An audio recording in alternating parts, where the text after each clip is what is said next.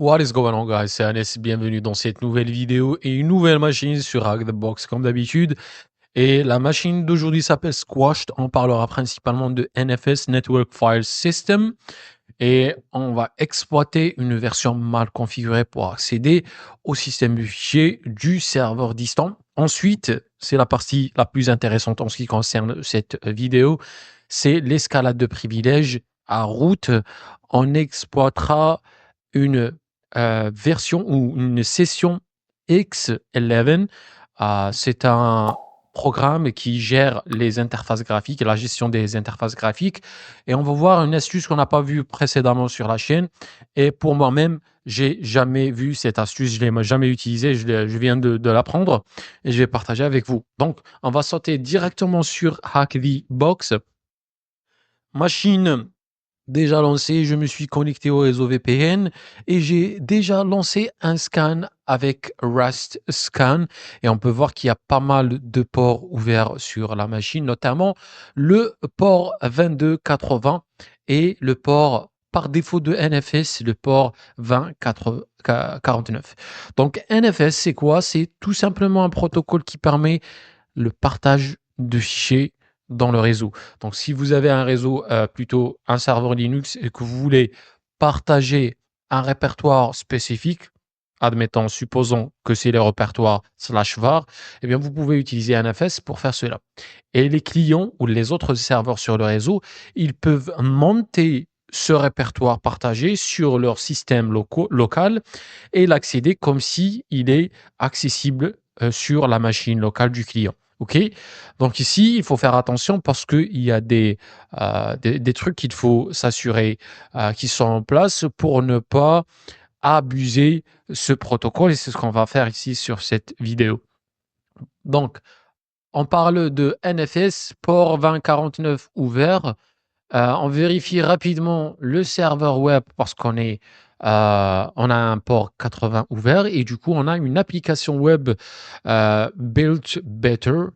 Et là, on va rapidement voir ce qu'il y a dedans.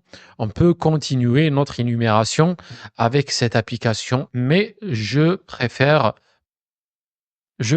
mettre, en utilisant l'IFAD, je préfère mettre le nom de domaine squash.htb dans le fichier host pour faciliter les choses.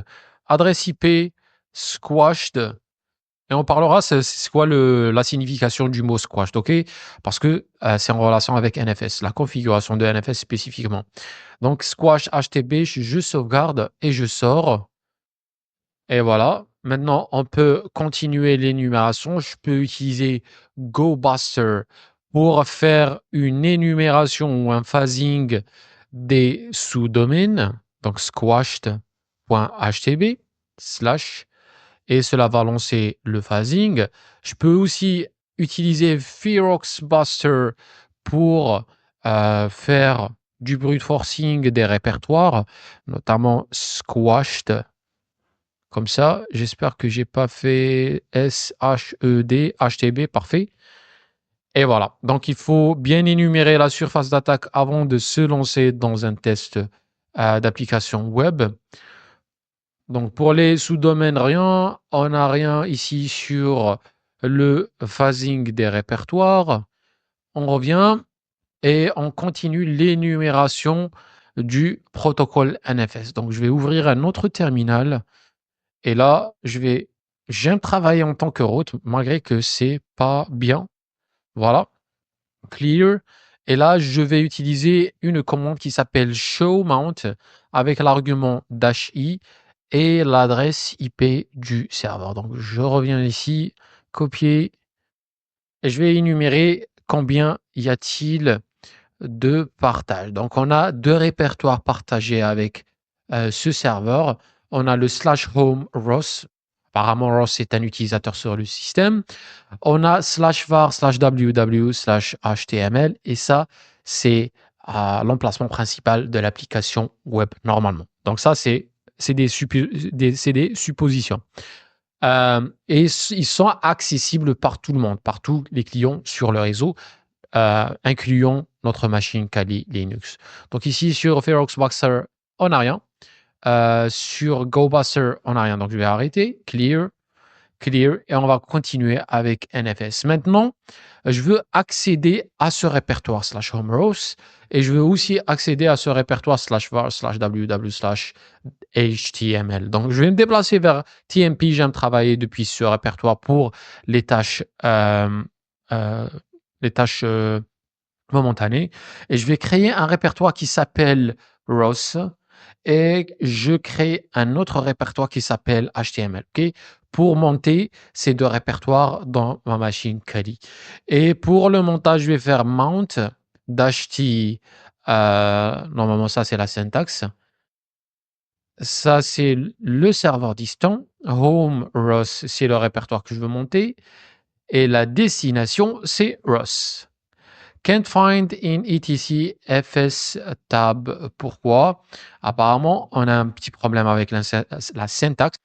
Et là, on peut voir que j'ai clairement oublié de spécifier l'argument NFS pour le système de fichiers, entrée.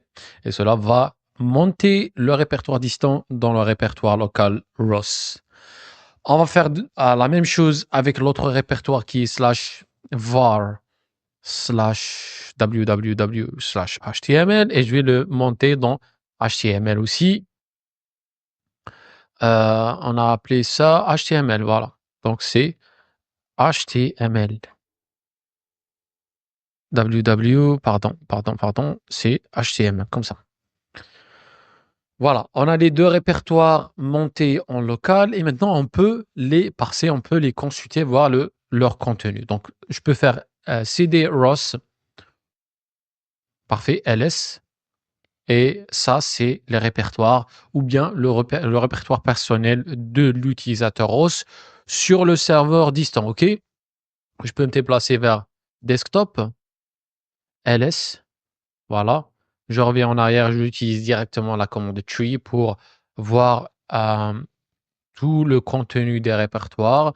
Et on peut voir qu'il y a un fichier qui s'appelle passwords.kdbx. Donc ça, c'est un fichier qu'on peut ouvrir avec KeePass, le Password Manager, et voir peut-être qu'il y a des informations sensibles dedans. Donc ça, c'est le répertoire rows. Si on revient et on essaie d'accéder à HTML, eh bien, on aura permission denied. Il faut noter que si je crée un fichier, n'importe quel type de fichier ici sur le répertoire rows, eh bien, il va être reflété sur le serveur original ou sur le serveur distant, ok? Parce que on vient de modifier en live la structure du fichier ou le système de fichier sur le serveur distant. Et du coup, ce que je vais faire, c'est peut-être donc si on avait accès direct au répertoire HTML, je faisais un essai de reverse shell. J'essayerais, par exemple, de créer un fichier PHP, accéder à l'application et essayer de l'exécuter pour avoir un reverse shell et un accès à distance. Mais vu qu'on a seulement accès à l'utilisateur rows, bien évidemment, je vais essayer de voir ce qu'il y a dans ce fichier passwords.kdbx. Je pense que j'ai déjà un lecteur ou un fichier qui peut lire qui passe. Non, j'en ai pas. Et du coup, ce qu'on va faire, c'est on va faire ls ld. On revient un pas en arrière. ls ld pour voir les permissions du répertoire rows. Et je vais faire la même chose avec l'utilisateur ou plutôt le répertoire HTML. On peut voir que le user ID et le group ID du répertoire, c'est 1001. On peut voir que le répertoire, le groupe, le user ID de HTML, c'est 2017.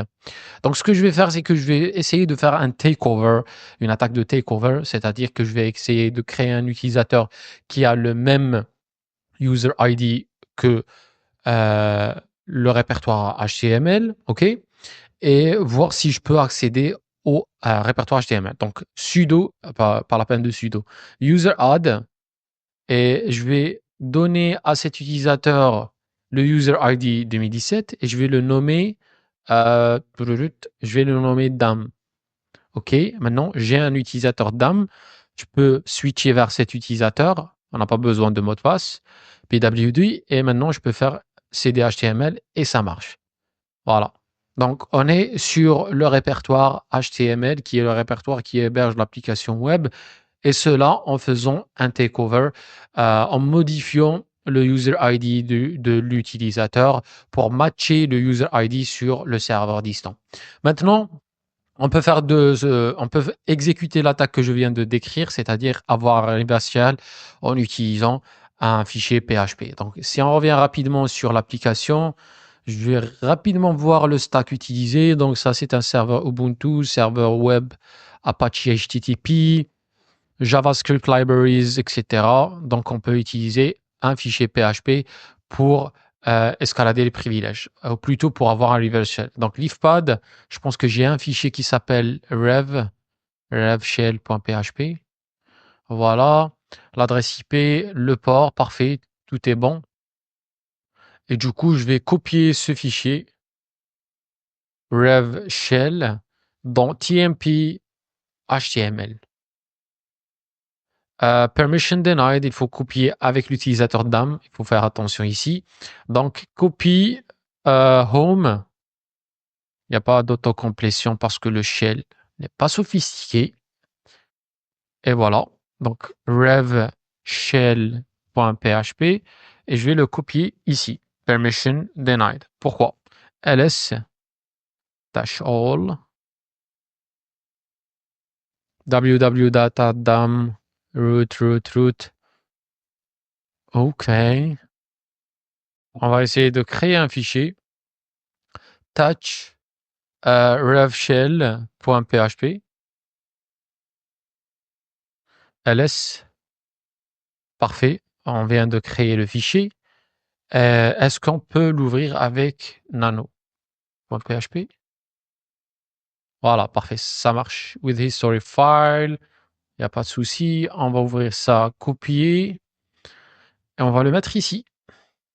Parfait. Enregistre. Writing. Parfait. Je confirme que le fichier a été créé. Ça marche parfaitement.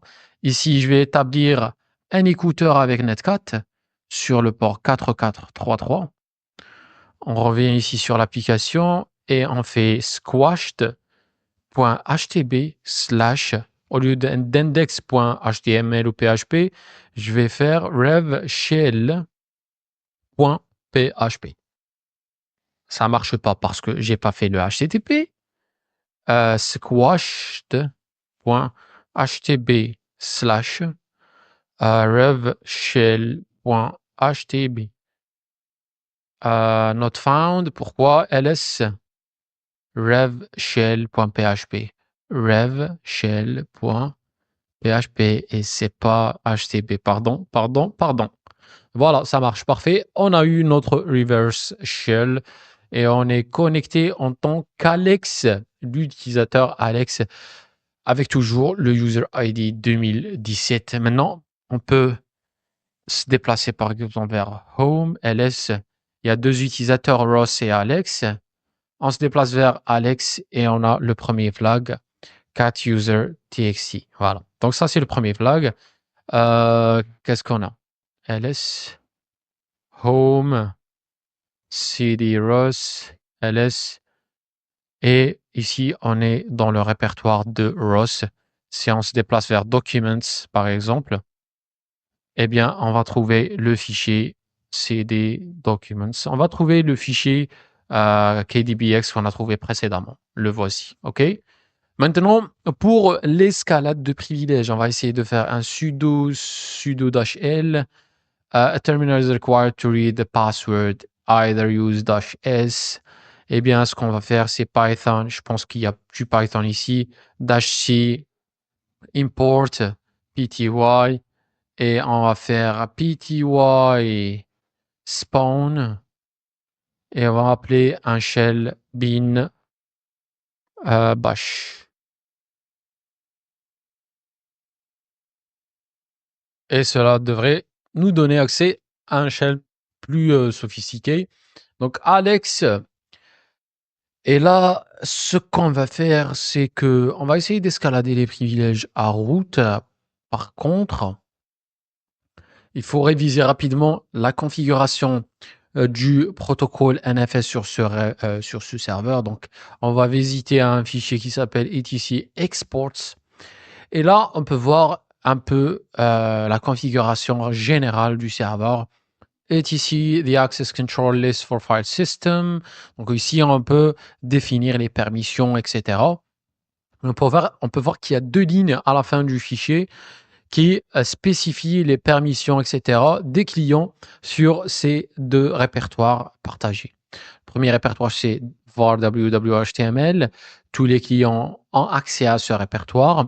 Et les permissions, c'est read, write, synchronize et root squash. Donc ça, c'est l'information la plus importante avec les permissions. Root squash, cela veut dire que tout simplement, essaye d'écraser les permissions root. Ok. Par exemple, ici, je suis connecté en tant qu'utilisateur DAM. Admettons que je suis connecté, ou plutôt, je suis connecté au répertoire partagé en tant que root. Eh bien, ici, le serveur, il va écraser ces permissions.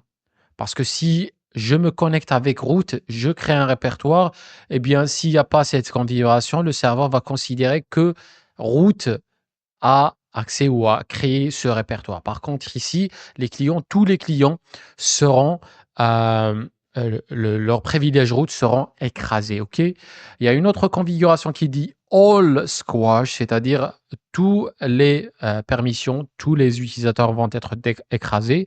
Cela pour sécuriser le serveur. Ok. Ici, pour le répertoire ROS, on a tous les clients synchronize, root, squash, la même chose. Donc, on a root squash, on a read-write sur HTML et on a les deux répertoires ROS et HTML. Ce que je vais faire aussi ici, c'est un peu d'énumération. Je peux récupérer le script limpies et voir rapidement est-ce qu'il y a des vecteurs plus accessibles, plus faciles à utiliser pour escalader le privilège, des setuid capabilities, des fichiers qui contiennent des crédentiels, tout ça. Et un truc qu'il faut faire, c'est énumérer les sessions sur la machine. Et on peut voir que l'utilisateur ROS a une session sur la machine via la session 0 avec l'identifiant 0. Et on peut voir que c'est une session GNOME. Et GNOME, c'est un gestionnaire d'interface graphique sur les systèmes Linux. Et on peut voir qu'il y a une console attachée à cette session graphique qui est la console avec l'identifiant TTY7.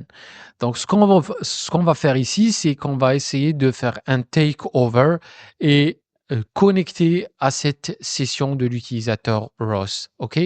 Et le programme utilisé le plus souvent avec les systèmes Linux pour la gestion des interfaces graphiques, c'est X11. On l'appelle X11 pour avoir une interface graphique et pouvoir utiliser la souris, etc. Eh bien, on va essayer de take over sur cette session et cela tout simplement avec des outils qu'on verra dans un moment. Donc, on a l'identifiant de la session.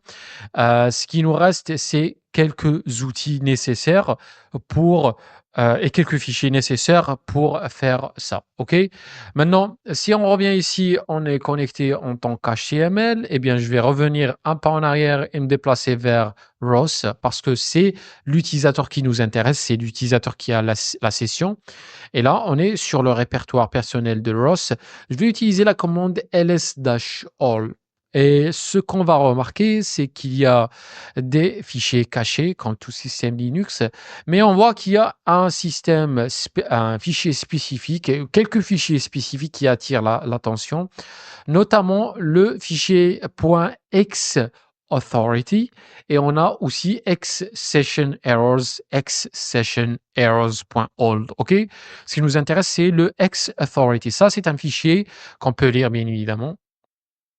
Eh bien, c'est un fichier qui contient les cookies. On appelle les permissions, OK? Mais c'est un fichier qui contient les cookies des sessions X, OK?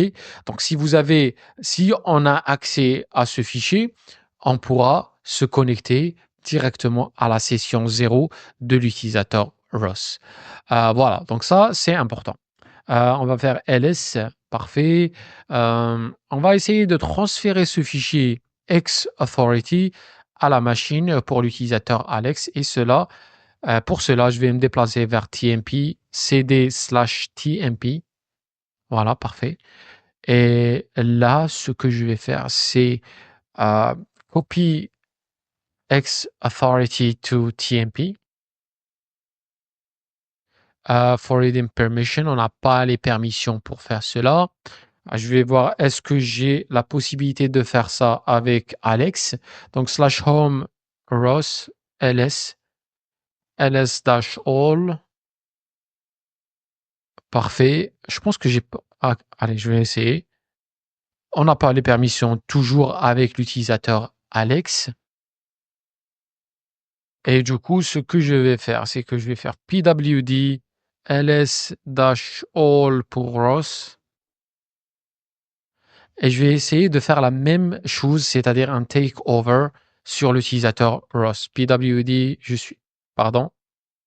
Je vais faire un exit. Parfait, ça marche. Maintenant, user add Ross. Attends. ls-ld Ross. OK, parfait. Maintenant, user add -u 1001 Ross. Parfait. su Ross pour switcher vers cet utilisateur. cd Ross. Parfait. ls. Et maintenant, ls-all.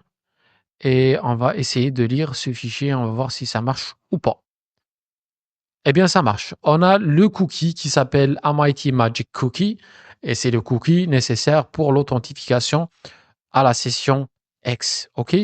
Maintenant, ce que je vais faire, c'est que je vais copier ce fichier, copier xAuthority vers /tmp, cannot stat, ls, encore une fois.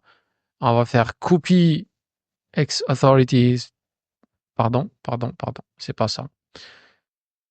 C'est le fichier xAuthority, voilà, /tmp. Et je vais essayer de le télécharger directement depuis Kali. Donc, sur Kali, je vais héberger un serveur web rapide avec Python. Et là, avec l'utilisateur Alex, je vais utiliser wget http, adresse IP de la machine Kali 11 8000 /xauthority. Et voilà, on vient de télécharger le fichier ls-all. Faut pas oublier que c'est un fichier caché, OK? Et on va l'exporter, OK? Parce qu'on a besoin de la variable d'environnement, OK? Et du coup, on va utiliser la commande exports et on va spécifier la variable d'environnement xAuthority et la pointer vers ce fichier, le fichier qu'on vient de télécharger depuis la machine Kali Linux, OK? Donc exports, ou plutôt export xAuthority. J'espère que j'ai pas fait de bêtises. Et là, on va mettre /tmp /xAuthority. Parfait, ça marche. On peut confirmer avec env. Et normalement, ici, on peut trouver xAuthority. Voilà, xAuthority, parfait. Et là, on va utiliser un autre utilitaire qui s'appelle xwindowdump. J'espère qu'il est là. xwindowdump-h. Enable to open display, parfait, parce que l'outil il existe. Je voulais juste confirmer ça. Et on va utiliser cet outil pour capturer l'écran de la session. OK? On a une session graphique établie par l'utilisateur Ross. La session, l'identifiant de la session, c'est 0. On va essayer de faire une capture d'écran, un screenshot, et récupérer cette screenshot. OK? Et cela avec cet utilitaire X window dump.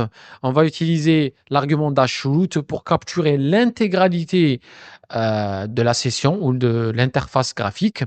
Ensuite, on va utiliser dash display, et on va spécifier l'identifiant de la session qui est 2.0. OK? Normalement, on devrait donner un nom à l'image parce que c'est une capture d'écran, OK? Et chaque capture d'écran a un nom de fichier et du coup, je vais utiliser le symbole de redirection et on va l'appeler screenshot, OK? Et elle va avoir une extension spécifique XWD, window dump, OK? Entrée, voilà, normalement on a le fichier, parfait, ça marche. Eh bien, on va le télécharger rapidement sur Kali pour l'ouvrir. Python3-m http. server. Et là, sur Kali, je vais faire la même chose. http squashed.htb pour 8000 screenshot.xwd. Voilà, ça télécharge. C'est une image avec 1.8, donc on est certain qu'il y a de l'information dedans. C'est pas une capture d'écran vide. Et là, on peut je pense pas que j'ai EOG, mais je vais l'installer rapidement pour ouvrir l'image. OK, on a besoin d'un utilitaire comme EOG. Sinon, on peut aller directement ici d'ouvrir Open Folder. Et on va aller sur TMP, File System. Ça prend beaucoup de temps. Je préfère attendre le terminal. OK? Donc voilà, on a fait une capture d'écran de la session 0 du serveur X. Ensuite, on a récupéré cette image et on va essayer de la lire avec EOG. OK? Parfait. Maintenant, EOG screenshot. No images found in TMP scoped. Non, c'est pas ça. C'est screenshot. Pardon. Screenshot. Je pense que EOG ne peut pas ouvrir le fichier et du coup, il faut le convertir. On va le convertir avec ImageMagick. Je l'ai pas, je pense que je l'ai pas. OK, on va l'installer. Mais il y a toujours des solutions en ligne, OK? Vous pouvez utiliser des solutions en ligne, convertir l'image avec l'extension XWD à une image avec une extension comme PNG, JPG ou n'importe quoi. Et ensuite, l'ouvrir avec EOG ou n'importe quel programme qui peut lire les images, OK? Mais on va utiliser ImageMagick parce que c'est un utilitaire qui est basé intégralement sur le terminal. Et du coup, on va utiliser la commande convert screenshot vers screenshot.png. OK? C'est tout simplement ça. EOG screenshot screenshot.png. Et voilà. Donc ça, c'est une capture d'écran du serveur distant. Et il y a, c'est un serveur Debian. Et on peut voir que KeePassXC est ouvert. Et on peut voir les crédentiels stockés en clair. OK? Ça, c'est le mot de passe. Ça, c'est l'utilisateur root. Et on peut utiliser ces crédentiels pour se connecter en tant que root, OK? L'idéal, c'est de se connecter directement, c'est de faire un takeover directement sur la session pour pouvoir contrôler le serveur à distance. Mais ça, c'est le concept du challenge d'aujourd'hui.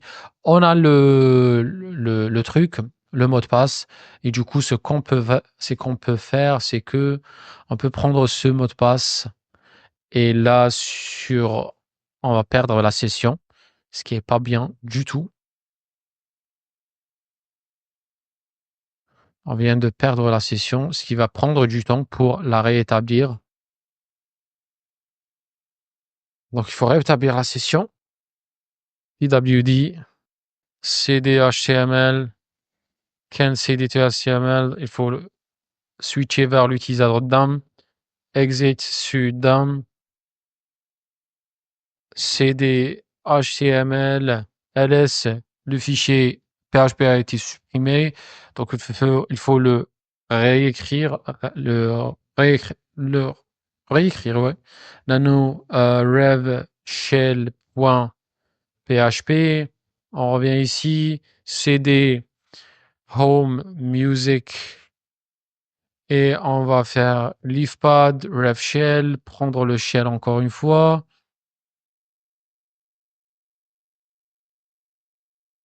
Et là, on peut utiliser su root.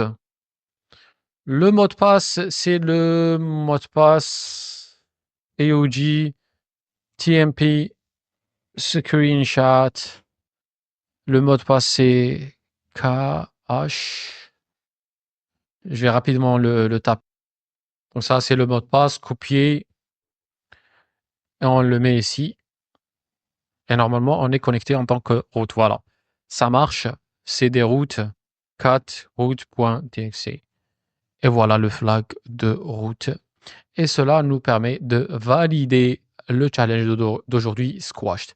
Donc pour moi, je l'ai trouvé intéressant, surtout ce concept d'escalade de privilèges et de session X sur un serveur distant.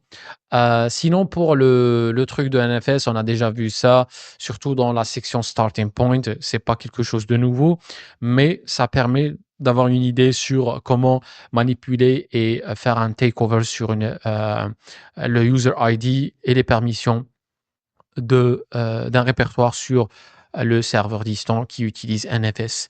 Donc voilà, j'espère que ça a été clair, ça a été facile. Et si vous avez des questions spécifiques, vous pouvez les mettre en dessous de la vidéo. Et on se retrouve dans la prochaine. Peace.